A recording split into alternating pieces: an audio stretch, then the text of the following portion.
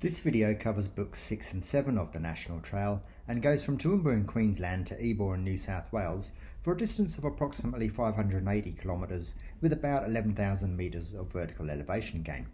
However, due to adverse weather conditions and COVID restrictions, I had to do a bit of improvisation.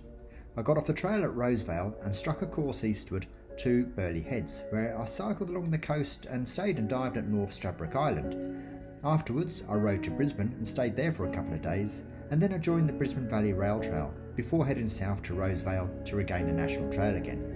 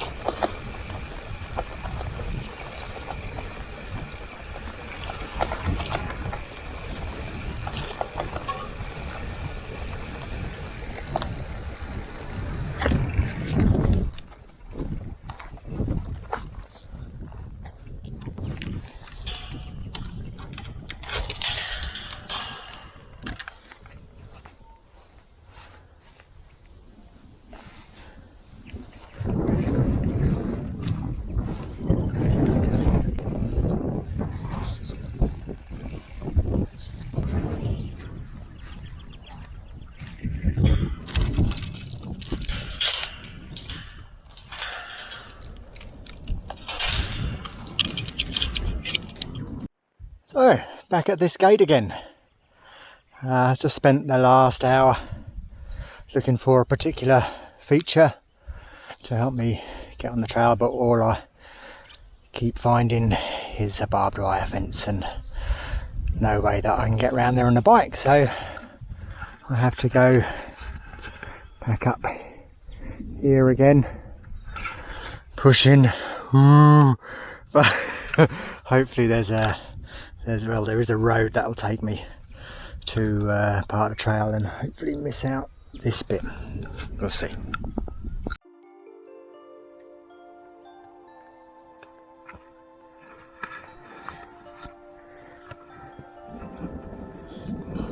That doesn't look good or sound good.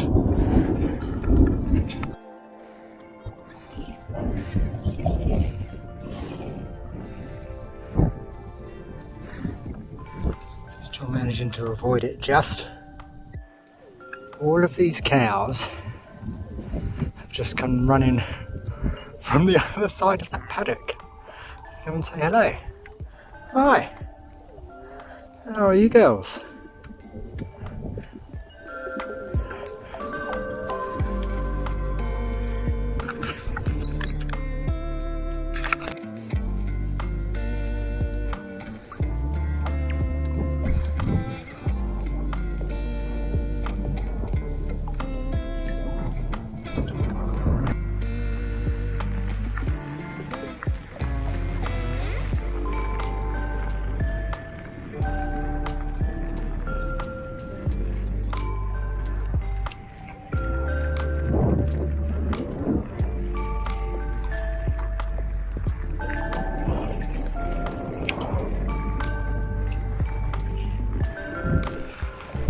I'm about 12 kilometres from Sandy Creek camp where I'm staying tonight, and that's going to take me 1-2 hours depending on how many more climbs there are.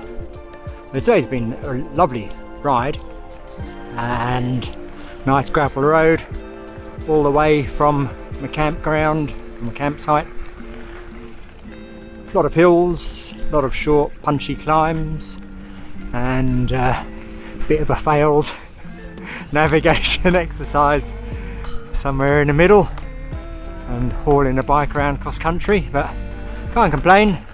Didn't get hit by that thunderstorm. I was getting quite worried, especially when the lightning was starting to strike and there was just nowhere for me to go. There's no shelter, it was just on exposed ground. So just on the last leg of today now, and yeah, hopefully the weather stays good.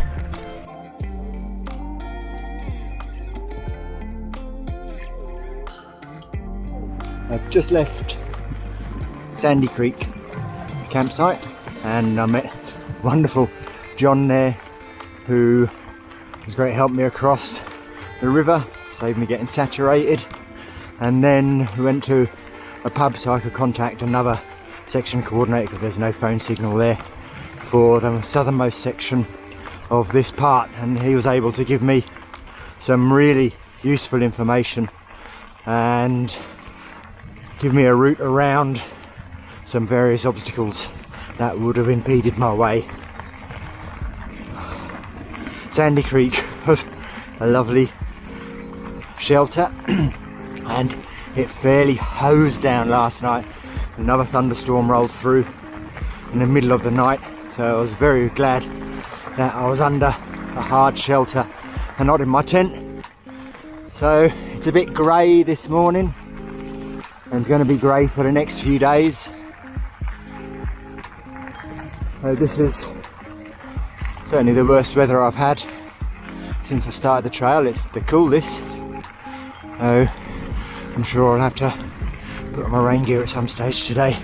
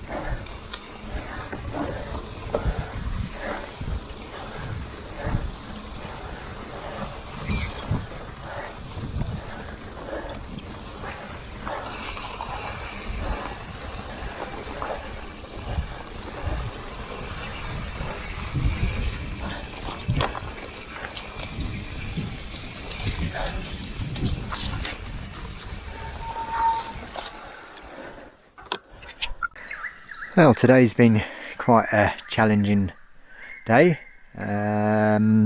Started off with a steep climb up Darcy's Hill. I was just pulling my bike up the hill for about an hour and a bit, and then a bit of gravel road riding, and then went into some private properties onto some double track. And as I kept on going, the track was getting fainter and fainter. Really, couldn't find it at all at some stages, and I was just relying on a GPS route that I'd already planned. But the grass was getting longer, the ground was getting bumpier. It was traversing the creek a lot more frequently, and it was getting very difficult to drag the bike around, and my speed was slowing down to about 4.5 kilometers per hour, and I still had about 3 o'clock I still had 20 kilometers to go to get to my next campsite. So I decided to head back to Demon Creek, which is near the beginning of the private properties, and I'm going to hit the road tomorrow and skip these private property sections. I suspect, although I don't know, that a lot of the trail is going to be very difficult to ride. I think the terrain is just not suited to a push bike. I think it'd be fine for walking, definitely, but just dragging this bike around just really slows you down. But that's for me anyway. Other people go through might think differently. I'll just show you around the campsite.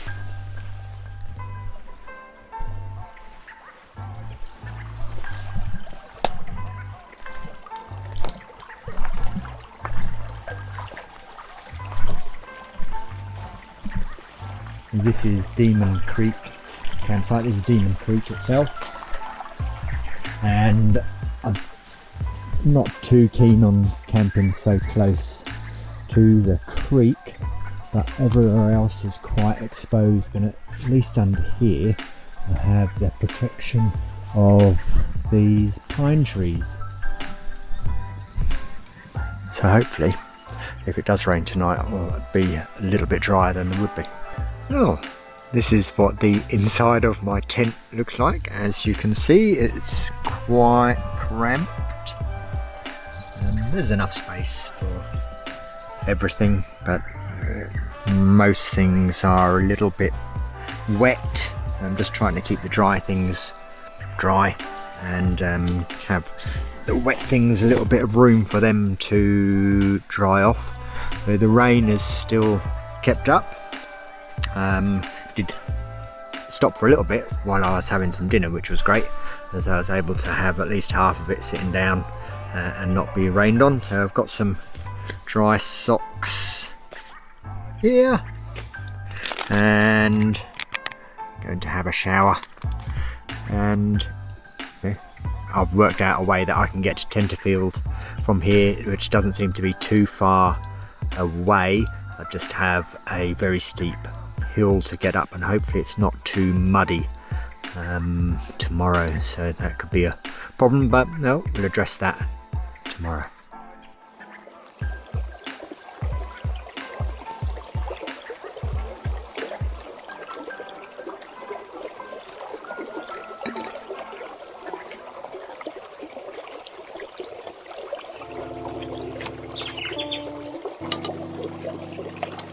Well, there's certainly been a turnaround in weather over the last few days. Nice and sunny down in a valley at the moment in a place called Man River, and I'm camping here for the night, and it was a fantastic ride in downhill for about 6 kilometers,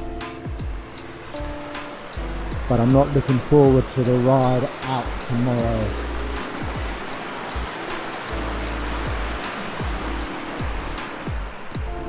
Had a lovely night in Man River campground next to the Man River, and now on my way to Ebor.